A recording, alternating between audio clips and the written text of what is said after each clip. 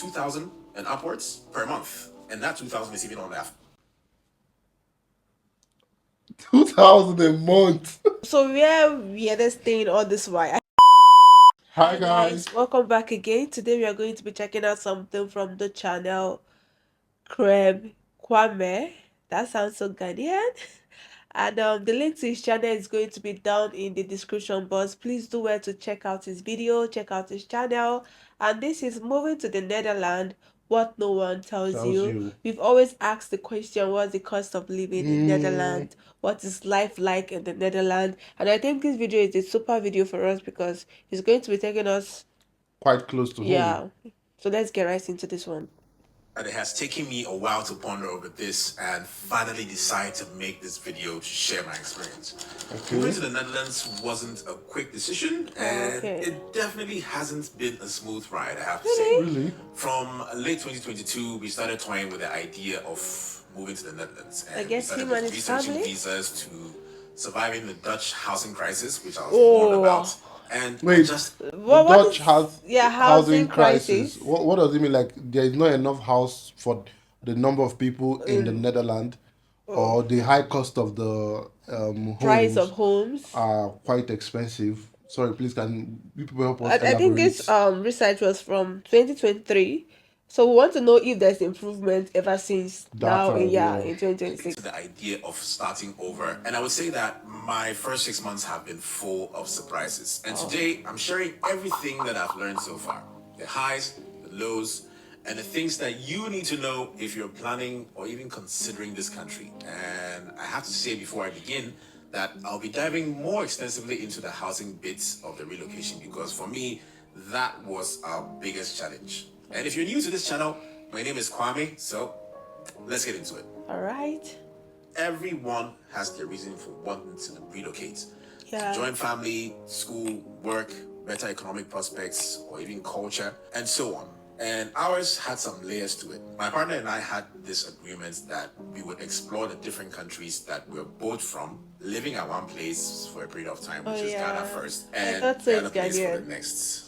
Now the Netherlands. So it's kind of like a balance thing. Underneath this agreement was the underlying experiences. If we thought that the change wasn't necessary, we wouldn't move. Or if the change was necessary, then we have to start planning and get into it. And for my part, I needed a change of scenery or environment to explore my career as a filmmaker. And I thought that the creative scene in Ghana wasn't giving me what I wanted at the rate and speed with which I wanted it. My partner, on the other hand, works in the corporate space and she's an awesome and experienced business developer. So I guess for her, it would be to consider whether or not she had learned enough or achieved enough in the space that she was in and how difficult it would be to find new opportunities elsewhere. So we debated, went back and forth a few months and decided to go for it. Okay, well, to be honest, right, he actually asked the question because we've actually said countless number of time on the channel that we would actually love to move to the Netherlands, and we're actually looking into other countries at large. Well, I think one of the reasons why DS is a bit more easier is because the partner, I think she's a foreigner from the video that was added to the clip. But for us, I would say one of the reasons we really want to and desperately want to move is security reasons. Like the security currently is trash. It's trash. It's zero to nothing. That's the word. We live on God mercy, obviously, and it's just on God. And I think that is one of the reasons, and compiled with every other 1 billion reasons we have, but the first and foremost reason for us thinking and considering relocating is safety and security. We started by doing extensive research, and by extensive, I mean researching everything. The visas, work permits, residency requirements, daycare options for us. For him to say they did research, which means the partner is not from Netherlands. I thought she was actually from Netherlands. I think the clip was to just show the work. The kind of work she's into. Because actually he said they are both Ghanaian. Okay, she said they're both Ghanaians. Okay. I hope I'm not mixing the information. Then I guess this is quite insurance and of course the almighty financial load. All these things would require from us. The Netherlands offers several options for people who want to relocate. There's the highly sought after, highly skilled migrant visa, school or student visa, family reunification, which was what our immigration needs fell under. And I would say that whatever your Family reason or unification. route, you can never ask too I many think the questions. partner is Even for us is who were Dutch. not new, not necessarily new to go to the Netherlands, which is something we do or we had been doing back and forth for a few times, a permanent move means something completely different. And after all our research and preparations, we ended up investing in the services of an immigration lawyer through the recommendation of a friend. And this guy was kind enough to explain to us the options available to us and which route meant what, how difficult it would be. So if you can afford it, consider the immigration lawyer approach. For us as a family, it was best to join my partner, who's a Dutch citizen in the Netherlands. Yeah, All we are these mixing that options have information. adequate information on the IND website, and you should definitely make that your first port of call with regards to moving. You can find out every information you need. You may actually even not need an immigration lawyer if you can follow the steps yourself. We also considered the cost of living, housing markets, healthcare, whether Netherlands would be a good fit culturally as a mixed cultural family. We knew that preparation was the key to avoiding surprises, even though I can almost guarantee you that when it comes to relocation and a place like Netherlands, there will always be surprises. Wow. Now let's get to landing in the Netherlands. This was both exciting and overwhelming at the same time. One thing I did not expect was how much paperwork would be involved in just starting your life here. You need to register with the local gemeente or municipality to get your BSN. Now, this number is essential for everything. It's like your Dutch social security number, from signing your lease to paying your taxes. Without it, you're essentially invisible in the Dutch system. But in order to get your BSN, you need a permanent address, which brings me to the next topic of the housing crisis. Now, here is where it gets tricky. The housing market in the Netherlands is brutal. And if you're coming from Ghana or maybe a place where the process of getting a home, although not a walk in the park necessarily, but it's as easy as when you find a place you like, the landlord doesn't need to profile you or assess your long-term financial match and other things you have, or other list of things you have to tick on the boxes to look good as a potential renter. In the Netherlands, this process goes through the so-called housing corporations or websites or corporations. And there are a few big ones that offer housing based on how long you've even been subscribed or how lucky you are. What? Like an actual lottery. This means that filling many forms for every house that you are interested in, from income to family structure to the job of your partner, they want full transparency. And the more, the merrier. And because my wife had worked in Ghana for over 5 years, in the Dutch system, it didn't reflect. She had a huge gap in her career. Employers abroad were not registered, so that didn't look good already. Aside that, I didn't have a BSN yet, as we didn't have a permanent address. You see the irony? So technically, I didn't exist in the Dutch system. And all this made us look unattractive to the housing cooperatives. Now, the story is, even though my wife had recently started a job in the Netherlands when we arrived, she had to share at least, or you have to share at least 3 payslips, giving us another delay of 3 months because she just started work. So where we are staying all this while, I feel like they are in apartment, rentals, hotel, and that's a lot of bill. Like you're incurring more bills over the time. Because some hotels could go as high as 200. I just think at this point I'm considering the Netherlands because, bro, we are moving both African to begin with. Deep down. Like both Africans. So how are we going to do that? It's gonna be quite a ride, man. Because it is even mixed and it's actually so difficult. But I'm just thinking again, like, why is there housing crisis? Like, all of these duties need. I think the housing crisis is talking about is, you being able to provide enough information. No. The landlord... I understand that, but I want to ask if because there are limited houses or they have so much amount of house and still need that, because I know if there are like plenty of houses, the landlord actually need people to fill in the house and get the money. That is our mentality. Okay, I think that's African mentality. You understand? When something is surplus, we then bypass every security reasons to it. Just like when we got our apartment, the rigorous process we had to go through. It took about a month. Do you understand? So I think that is the same But in Africa, yeah, it's thing. because we are keen to having this one, but there are different options you can easily Yes, just opt up to. on. Yeah. Like that, the competition is insane. In the Netherlands, you're going to jump through all these hoops while vying for this particular housing thing with over 500 people. As of 2023, I think, the average rent for a one-bedroom apartment in Amsterdam was around 1,500 to 1,800 euros per month. But if you're lucky and you don't mind it, finding something cheaper in smaller cities is much easier. That's if you even find it. So what we did was we told a lot of our close community here and everyone who had a lead, and in the end it came from that, a recommendation, which eliminated having to go through the system, because left to that alone, we did not look good on paper. Now a key lesson here is be realistic, be flexible, and be patient, because you might end up in a less than ideal location or situation, and it's just part of the process. Damn.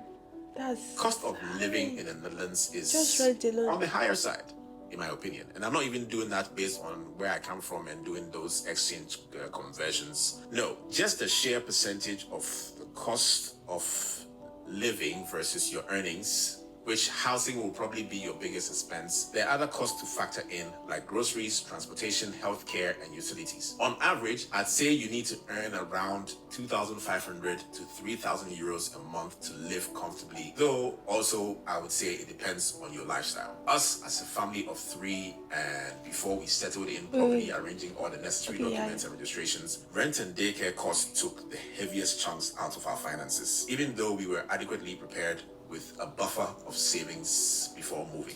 Daycare prices are insane. If you want your child to attend daycare for the whole week, then you're looking up to 2,000 and upwards per month. And that 2,000 is even on that. 2,000 a month. Yeah. Nah. That's insane. This cost is insane, man. Then how do you save? How do you save? He's just talking about expenses, right? I'm thinking of the savings. How do you get How do you save? save? How do you get to buy a house at the end of the day? Afford to buy a house. Like this money are just going out of your. Good Lord. So for starters, we did 2 days a week with a cost of 1,100 euros per month. But the good thing is, for tax-paying or working Dutch citizens, there are perks, which are subsidies from the government to help ease this burden. But without the necessary documentation like your BSN, your permanent address, and having work to do, these things become inaccessible to you, and you have to be paying all that I just mentioned from your pocket. Groceries, well, groceries can be manageable if you stick to budget stores like Lidl, Natorama, Aldi, and so on. Eating out is something we've learned to do less and less of, because it's not cheap. At Going all. to eat in the city center will set you back around 15 to 25 euros per person. Transport in the Netherlands, well, there's cycling, so buying a bike will be one of the best investments you ever make. And unless you have a big budget, I would say also, before you buy anything, look on Marktplaats for secondhand. Wow. But if you're taking public transport especially, and your monthly cost can be around 100 to 120 euros per person, depending on how often you have to do intercity commute. And then there's the bit also on insurance, your utilities, and other expenses. If you previously didn't keep an eye on your spending wherever you lived before moving to the Netherlands, then you will be forced to do that or learn that in the Netherlands. What? Man, this is crazy. On the side of culture shock, I would say by virtue of the fact that we've been coming here since 2017, most of the surface or common ones did not hit me as much because I was mostly aware of them. However, as they say, don't confuse tourism with immigration. And so with that said, living fully comes with a few things that you notice on a deeper level. One of them is, if you're coming to the Netherlands alone, you may have to consider the possibility of the difficulty in finding a real community or connections with people. And there are some reasons to that. Breaking into the Dutch friendship bubble can be quite the challenge. Dutch friendship, comfort, and loyalty is built from childhood most of the time, and friends often grow up together, sharing the kind of bond that doesn't make a lot of room for new friendships, especially with foreigners, because there's that aspect of the language and cultural adaptation as well. Yeah. Another reason is the culture of efficiency may also have a part to play in this. They are so structured in their ways that it's not very flexible. So if you're looking at from work to making time to be with your friends, adding new commitments becomes a daunting chore for them. Most people speak English, yes, but it's always easier to make conversation in the language you're most comfortable in. Yeah. I knew a couple of people before moving here. People I knew from Ghana. They live in different cities, and you would think that hey, it's exciting. You're going to see each other often, and no. Time really flies when you have that strong, structured routine. Before you know it, a few months have passed. On the other culture shock was the discovery of an elaborate integration program. I don't know if other European countries do this, but I was pleasantly surprised by it. One has to follow a well-curated integration program and plan, customized to your education level and schedules, spread across 3 years, which has written exam and other elements like communal participation and so on. At the end of all of this, you have to be fully certified to have completed or to be considered fully integrated. Wow. 6 months in, and I'm beginning to understand better when I was told that settling in realistically takes about 2 years. Wow. And I would say this, that everyone's experience will be different, of course, but there are certain aspects like, finding a home and arranging your documents that almost everyone will face. Now, while I'm extremely proud and feel very lucky to be in this position at the moment, there's so much to navigate at the beginning of your stay that a year goes by so fast without you realizing it. Then, before you know it, you're using another year to now learn to move from survival or that primal state to beginning to imagine how to thrive. If you're considering moving here or you're just curious about what it's really like, well, I hope you found something useful or some useful insights in this particular video. Oh, wow. My name is Kwame, and don't forget to subscribe and like and comment. Share your experiences with me in the comment section, and I'll catch you in the next episode. I just feel like this is so detailed and so real, because at this point I'm so scared thinking of the Netherlands, the cost of living, and even thinking if we have chances of the chance of surviving in the Netherlands, because this is brutal, like really, really brutal. Well, if you talk about survival, I'll say the chances of survival is there, but life isn't just all about surviving. Life is also about living. Do you understand? So, living in the aspect of okay, having the ability to look forward to something better, something brighter, But with this kind of budgeting, It's a lot. you just won't have that time. It's a lot, man. You Because just you're not won't even have that talking time. about we're talking about having money.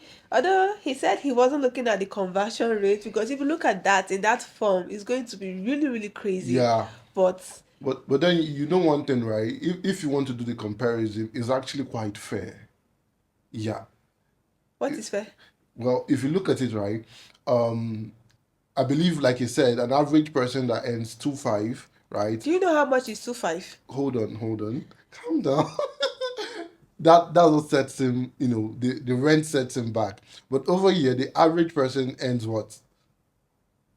Exactly. So it doesn't even come close. That if we want to do that comparison, just that is the only difference. Because over there the pay is high and you use most of it for rent. But over here the pay is low. So for you to actually be able to afford comfort rent, you have to look for extra sources of income. That's why it will be hard for a family going to the Netherlands, because from our own we have to gather so much to be able to pay that much. Do you understand? So, and even I'm sure he didn't mention, like, although him and his partner had already had something going on in terms of job. So, like, how do one find job? Like, over how is there, the job market, like the employment rate? Because we talk about the house marketing and all of these things. So, how is the job market like? How is the employment rate, especially for foreigners and immigrants? I really want to know that, because I'm actually putting the Netherlands as top priority in any country I want to move in, but this video actually opened my eyes, and I'm reconsidering. But I want to know the employment rate there and the chances of being employed as a foreigner and immigrant in the Netherlands. Let me know what you think about this down in the comment section. I'll see you on my next one.